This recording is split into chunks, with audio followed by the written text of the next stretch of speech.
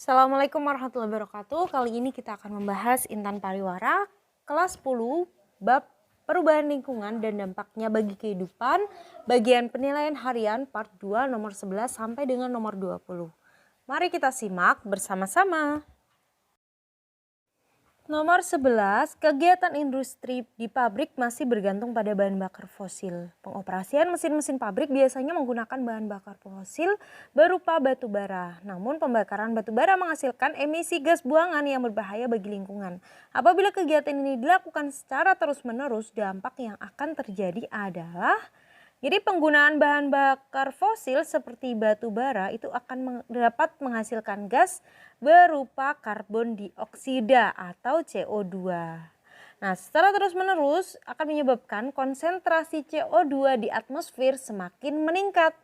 Nah, CO2 yang berlebihan di atmosfer itu bisa menyebabkan terjadinya efek rumah kaca. Sehingga bumi akan semakin panas atau disebut dengan global warming. Oke, jadi di sini jawabannya adalah yang A. Nomor 12, perhatikan gambar rantai makanan berikut. Apabila suatu perairan mengalami pencemaran pestisida, organisme dalam rantai makanan tersebut, manakah yang terakumulasi bahan pencemar terbesar ditunjukkan oleh angka? Jadi di sini kita cari yang kira-kira pestisida di dalam tubuhnya paling banyak. Jadi bahan-bahan kimia itu akan terakumulasi, yang paling banyak adalah yang tingkat trofiknya tertinggi. Nah, di sini yang tingkat trofiknya tertinggi itu adalah yang bagian nomor 5, burung. Jadi burung di situ adalah tingkat trofik paling tinggi. Maka jika tingkat trofiknya tinggi, zat kimia yang terakumulasi di dalam tubuhnya juga semakin tinggi. Kok bisa? Karena di sini kan zat pestisida ya, pencemaran pestisida. Jadi pestisida itu nggak bisa diuraikan atau sulit untuk didegradasi. Maka dia akan terakumulasi ke dalam tubuh organisme dalam suatu rantai makanan.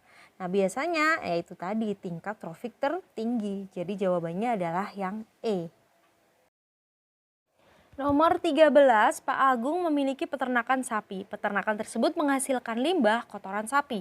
Penumpukan limbah tersebut dapat mengakibatkan terjadinya pencemaran lingkungan.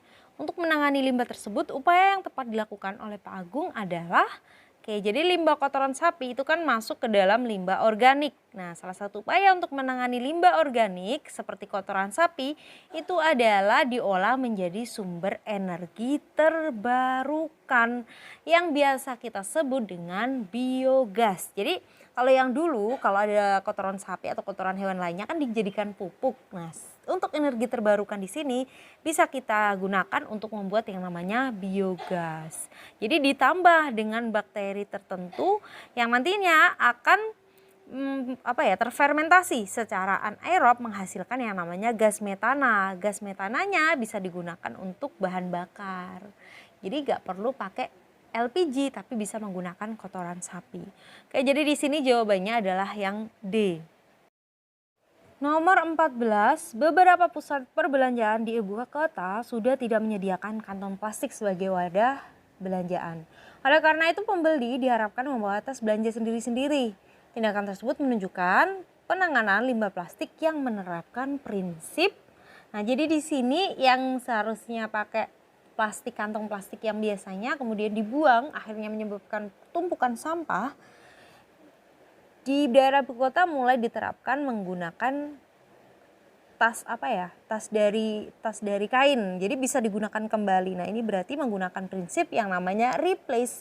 Replace di sini mengganti barang sekali pakai menjadi barang yang lebih ramah lingkungan karena bisa digunakan berkali-kali kalau pakai tas kain.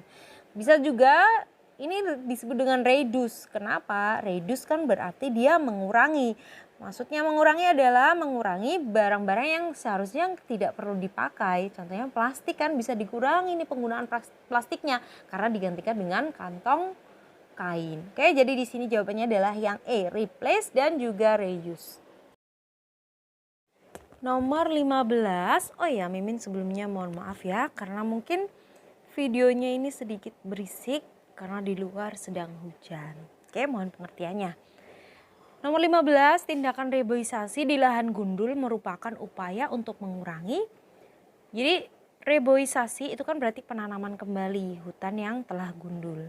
Nah, tujuannya untuk mengurangi pencemaran dari gas karbon dioksida atau gas CO2 di atmosfer. Kenapa?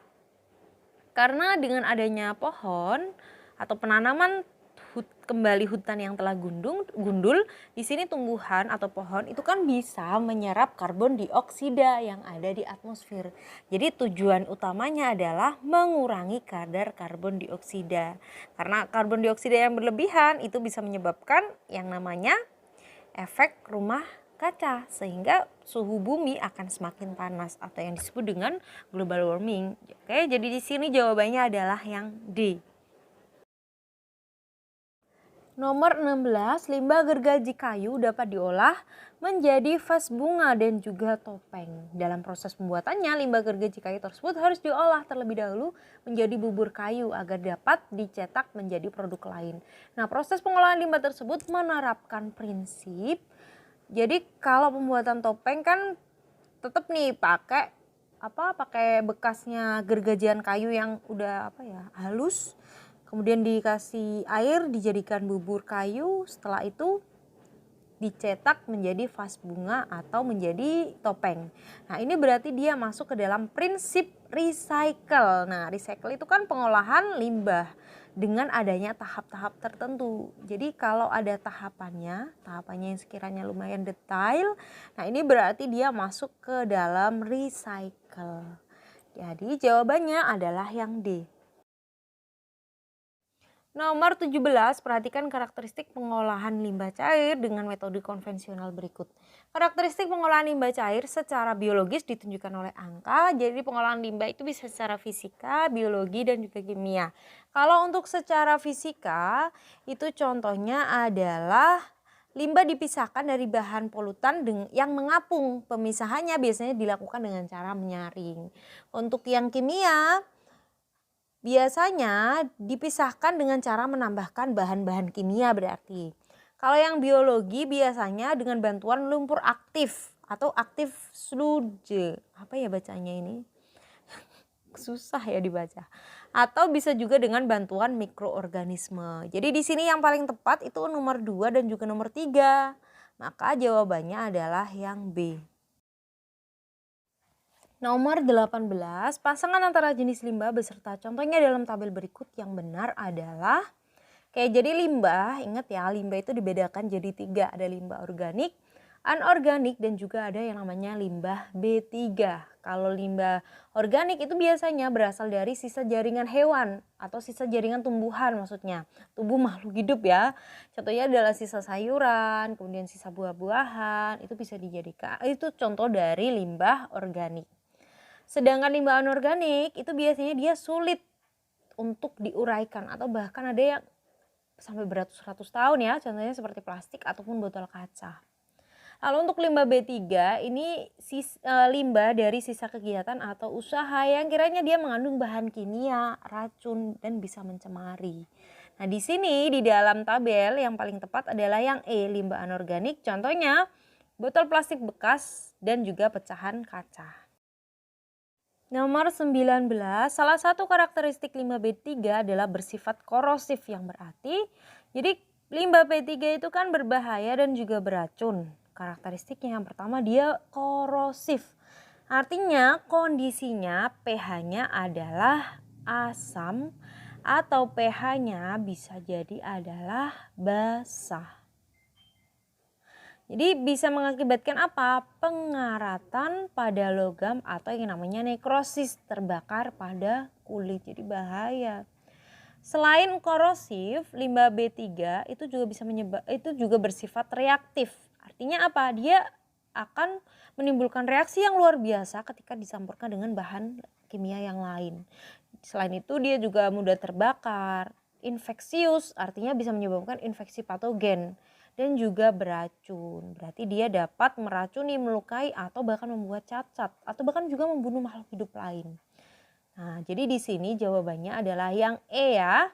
Limbah dalam kondisi asam atau basah dapat mengakibatkan pengkaratan pada logam atau nekrosis pada kulit. Nomor 20, pasangan yang tepat antara pengolahan limbah menggunakan metode ramah lingkungan dan contoh penerapannya adalah, oke, Mimin jelaskan satu persatu dulu. Yang pertama ada reuse. Nah, reuse ini kan berarti menggunakan barang atau menggunakan kembali barang-barang yang sudah tidak terpakai. Nah, prinsip dari reuse di sini barang yang sudah tidak ada gunanya digunakan kembali. Contohnya, kaleng bekas digunakan untuk pot. Yang kedua adalah repair. Repair ini berarti dia memperbaiki barang yang rusak agar bisa digunakan kembali. Contohnya, mengelem sol sepatu yang sudah lepas supaya sepatunya bisa digunakan lagi. Dan yang ketiga ada reduce. Nah, reduce ini menggunakan barang-barang hanya saat diperlukan saja. Jadi tindakan ini tujuannya untuk mengurangi volume sampah atau mengurangi lah setidaknya ya, reduce itu. Contohnya apa? Menggunakan kertas pada bagian yang masih kosong untuk menulis supaya menghemat penggunaan kertas. Ada yang recycle. Yang keempat, mengolah barang-barang yang sudah tidak terpakai menjadi produk lain yang lebih bermanfaat. Contohnya melebur kemasan makanan ringan untuk diolah menjadi tas. Nah, kalian mungkin pernah nih dapat tugas sekolah yang seperti ini. Lalu di situ yang terakhir ada replace, berarti mengganti barang sekali pakai dan barang tidak ramah lingkungan dengan barang yang dapat digunakan berulang-ulang. Contohnya adalah mengganti sedotan plastik dengan sedotan stainless steel, atau bisa juga nih pakai sedotan yang dari bambu, atau biasanya belanja pakai kantong plastik dirubah menjadi tote bag. Oke, jadi di sini jawabannya adalah yang D. Sekian pembahasan kita kali ini, semoga bermanfaat. Terima kasih. Wassalamualaikum warahmatullahi wabarakatuh.